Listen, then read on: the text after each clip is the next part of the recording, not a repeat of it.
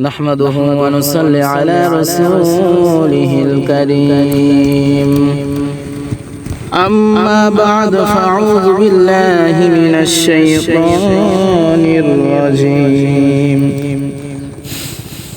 بسم الله الرحمن الرحيم يا أيها الذين آمنوا اتقوا الله حق تقاته ولا تموتن إلا وأنتم مسلمون.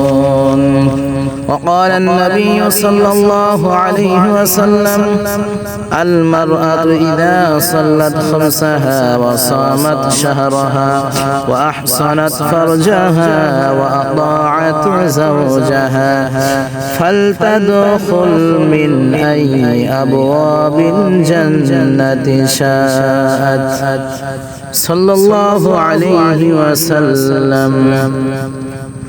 আলহামদুলিল্লাহ, সমস্ত প্রশংসা রব্বুল আলামিনের জন্য, যিনি আমাদেরকে পছন্দ করে, দয়া করে, মায়া করে আজকে দিনে মজলিসে আসার বসার তৌফিক দান করেছেন। আলহামদুলিল্লাহ। আল্লাহ রাব্বুল আলামিন এই পৃথিবীতে তিনি আমাদেরকে পাঠিয়েছেন গোলামি করার জন্য, ইবাদত করার জন্য। সঙ্গে সঙ্গে তিনি যে নারী জাতিকে এই পৃথিবীতে সৃষ্টি করেছেন, নারী জাতির সম্মান আল্লাহ রাব্বুল আলামিন অনেক দিয়েছেন। এই নারী জাতির কর্তব্য হচ্ছে স্বামীকে আনুগত্য করা, স্বামীকে সবসময় খুশি করা, আল্লাহ রাব্বুল আলামিনের ইবাদতে মশগুল থাকা। স্বামীর আনুগত্য করতে হবে, স্বামীকে সব সময় খুশি রাখতে হবে, তাহলে মহিলা জান্নাতে প্রবেশ করবে। একেবারে জরুরি ব্যতীত এবং স্বামীর অনুমতি ব্যতীত তার বাড়ি থেকে অন্য জায়গায় না যাওয়া। সব ক্ষেত্রে স্বামীর অনুমতি, ইজাজত নিতে হবে। আল্লাহর নবী হাদিস শরীফে বলেছেন, স্ত্রী তার স্বামীর ঘরের জিম্মাদার। এই জিম্মাদারির ব্যাপারে তাকে জবাবদিহিতার সম্মুখীন হতে হবে। সহিহ বুখারী 2546 নম্বর হাদিসে আল্লাহ রাসূল হাদিসটি উল্লেখ করেছেন। সব সময় স্বামীর মনকে জয় করতে হবে। আম্মা জান আয়েশা সিদ্দিকা রাদিয়াল্লাহু তাআলা আনহা বলেন, সুনান ইবনে মাজাহ শরীফের হাদিস 2055 নম্বর হাদিসে আয়েশা বলেন, হে নারী সমাজ, তোমরা যদি তোমাদের উপর তোমাদের স্বামীদের অধিকার সম্পর্কে জানতে, তবে তোমরা তোমাদের গাল দিয়ে তাদের পায়ের ধুলো পরিষ্কার করে দিতে। দেখছেন আয়েশা রাদিয়াল্লাহু তাআলা আনহা কি বলেন? তোমরা যদি তোমাদের উপর তোমাদের স্বামীদের অধিকার সম্পর্কে জানতে, তবে তোমরা তোমাদের গাল দিয়ে তাদের পায়ের ধুলো পরিষ্কার করে দিতে। তাহলে ওই স্বামী সবসময় খেদমত করতে হবে, স্বামীকে সম্মান করতে হবে, সবসময় রাজি খুশি রাখতে হবে। আম্মা জান আয়েশা সিদ্দিকা রাদিয়াল্লাহু তাআলা আনহা আল্লাহ নবীকে জিজ্ঞাসা করলেন, ওগো নবীজি, আপনি আমাকে কতটা ভালোবাসেন? আল্লাহ নবী বলেন, আয়েশা শোনো, তোমার আমার ভালোবাসার বন্ধনটা এমন শক্ত মজবুত, যেমন একটা রশির মতো সুতাগুলো শক্তভাবে জড়িয়ে থাকে। আল্লাহ নবী জবাব শুনেন আয়েশা রাদিয়াল্লাহু তাআলা আনহা খুব খুশি হলেন। এরপর থেকেই আয়েশা রাদিয়াল্লাহু তাআলা আনহা আল্লাহ নবীকে প্রশ্ন করতেন, ওগো নবীজি, আপনি কি আমাকে আগের মতোই ভালোবাসেন? ভালোবাসা বন্ধনটা কি আগের মতোই আছে নাকি হালকা হয়ে গেছে? আয়েশা দুষ্টুমির জবাবে আল্লাহ নবী বলতেন, তোমার আমার ভালোবাসার বন্ধনটা ঠিকই আগের মতোই আছে। দেখছেন আম্মা জান আয়েশা সিদ্দিকা রাদিয়াল্লাহু তাআলা আনহাকে আল্লাহর নবী কেমনই ভালোবাসতেন, এবং আম্মা জান আয়েশা সিদ্দিকা আল্লাহর নবীকে কেমনই ভালোবাসতেন। সেই স্বামীর হুকুম পালন করতে হবে। একজন নারীর স্বামী তার জান্নাত কিংবা জাহান্নাম, অর্থাৎ সে যদি তাকে মান্য করে তাহলে সে জান্নাতে প্রবেশ করবে। স্ত্রী যদি স্বামীর কথা মান্য করে তাহলে সে জান্নাতে প্রবেশ করবে। আবার কেউ যদি তার স্বামীর অবাধ্যতা করে, স্বামীর কথা যদি না শুনে, তবে সে জাহান্নামের আগুনে নিক্ষিপ্ত হবে। তাহলে কেউ যদি স্বামীর কথা না শুনে তাহলে আল্লাহ রাব্বুল আলামিন তাকে জাহান্নামে নিক্ষেপ করবেন। আল্লাহ নবী হাদিস শরীফের ভিতরে উল্লেখ করেছেন, মুসনাদ আহমদ হাদিসটি উল্লেখ করেছেন। আল্লাহ নবী কত সুন্দর করে বলেছেন, আল মারআতু ইযা সাল্লাত খামসাহা ওয়া সামাত শাহরাহা ওয়া আহসানাত ফারজাহা ওয়া আতাআত যাওজাহা ফালতাদখুল মিন আইয়ি আবওয়াবিন জান্নাতি শাআত।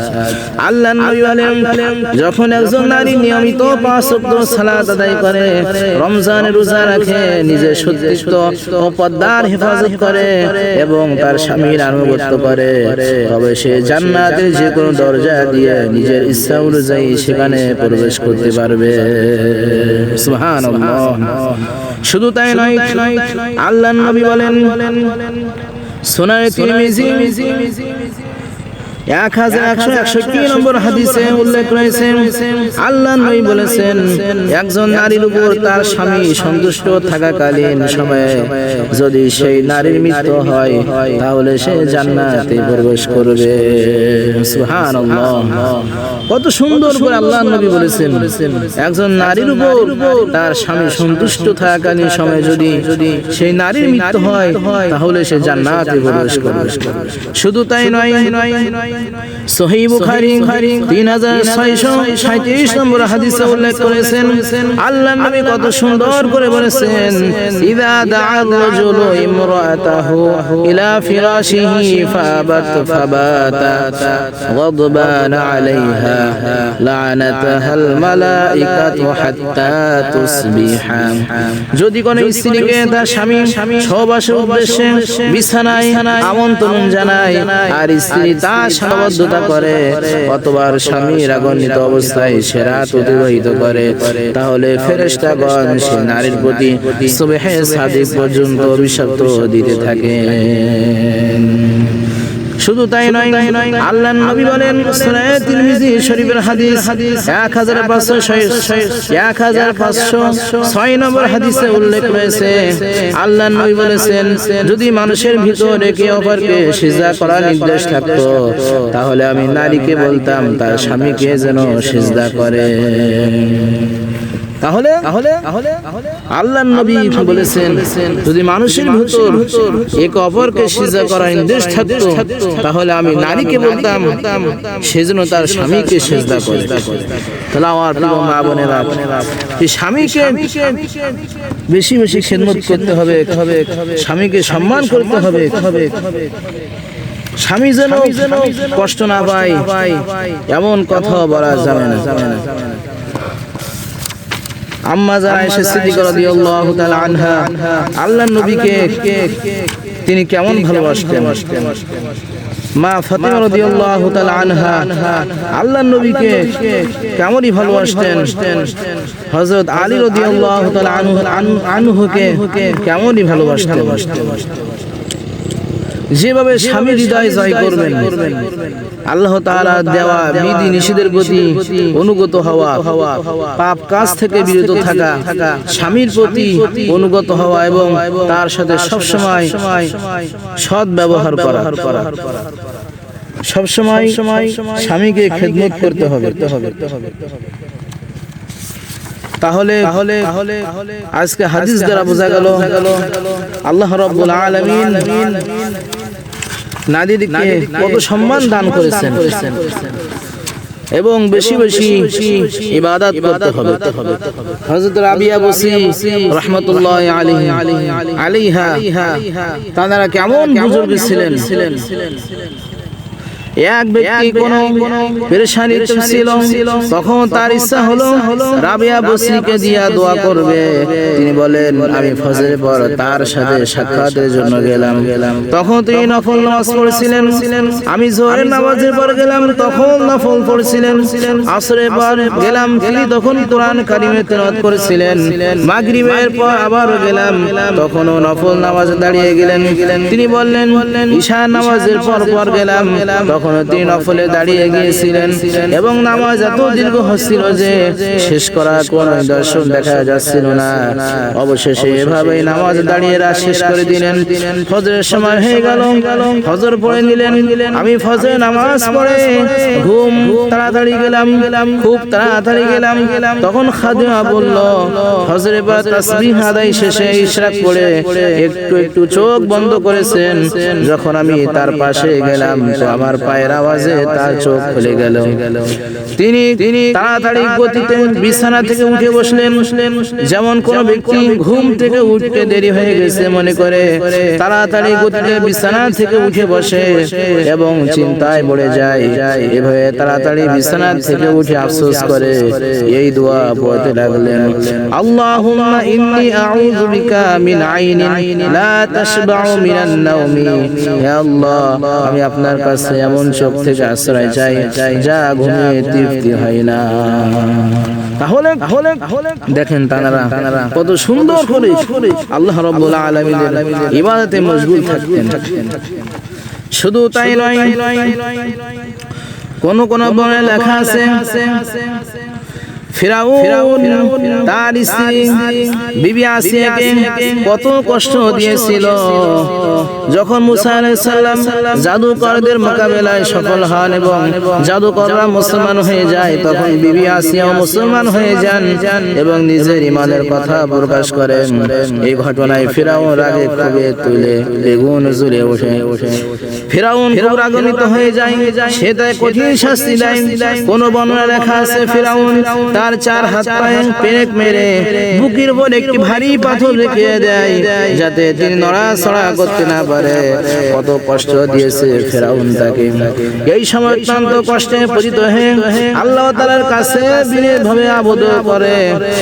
তিনি বলেন রব্বি বুনিলি ইনদাকা বাইতান ফিল জান্নাতি ওয়া নাজ্জিনি মিন ফিরআউনা ওয়া আমালিহি ওয়া নাজ্জিনি মিনাল কওমিল যালিমিন। হ্যাঁ আমার আল্লাহ, আমার জন্য জান্নাতে একটি ঘর নির্মাণ করুন এবং সেই ঘর আমাকে দুনিয়াতে দেখিয়ে দিন এবং আমাকে এই জালিম শাসক ফিরাউন ও তার দলবলের কবল থেকে মুক্তি দান করুন। তখন আল্লাহ রাব্বুল আলামিন তাকে জান্নাতে তার জন্য নির্মিত প্রাসাদ দেখিয়ে দেন। তা দেখে বিবি আসিয়া আনন্দে হেসে দেন, আর এই অবস্থায় তার প্রাণ পাখি উড়ে যায়। এক বর্ণনায় আছে তাফসীর মারিফুল কোরআনে উল্লেখ করেছে ফিরাউন তার স্ত্রীকে উত্তপ্ত রোদের মধ্যে ফেলে শাস্তি দিত। শাস্তি দিয়ে ফিরাউন চলে গেলে ফেরেশতাগণ তার উপর ছায়া দিত, আর তখন তিনি জান্নাতে তার জন্য নির্মিত প্রাসাদ দেখতে পেতেন। তাহলে এই যে কত কষ্ট দিয়েছেন, তারপরে তারা আল্লাহ রাসূলকে ছাড়েন নাই। এইজন্য তারা দুনিয়াতে জান্নাত দেখিয়ে দিয়েছেন আল্লাহ রাব্বুল আলামিন। তাহলে আজকে আমাদের সেই রব্বুল আলামিনের ইবাদত করতে হবে, সঙ্গে সঙ্গে স্বামীর আনুগত্য করতে হবে, স্বামীর খিদমত করতে হবে। আল্লাহ রাব্বুল আলামিন আমাদের প্রত্যেক মা বোনদেরকে সেই তৌফিক দান করুক, সকলে যেন স্বামীর খিদমত করতে পারে। ওয়া আখিরু দাওয়ানা আলহামদুলিল্লাহি রাব্বিল আলামিন।